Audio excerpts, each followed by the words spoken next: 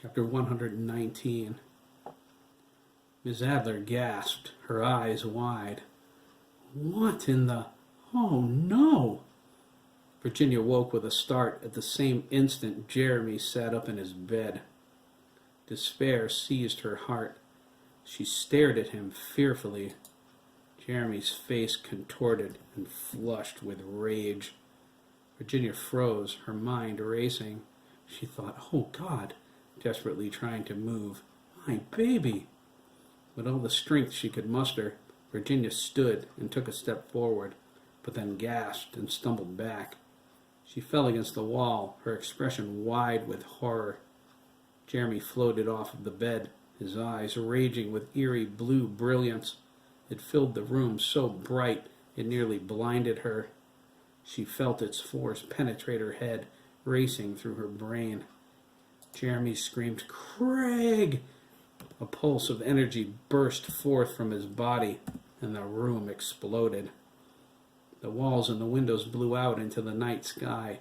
Debris showered the cars below in an avalanche of glass, bricks, and plaster. People at the carnival looked up, crying out and pointing. Miss Adler and Virginia were caught in the blast and thrown off their feet. Miss Adler put up a telekinetic shield in time, but flew through the door into the hallway.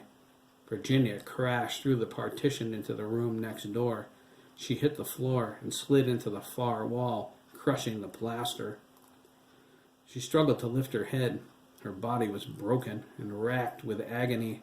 Blood flowed from her nose, ears, and leg. It was twisted upside down at the knee. She watched in double vision as Jeremy's cast shattered, rained onto the floor. His stitches disintegrated, and his fracture was healed. He stretched out his arms.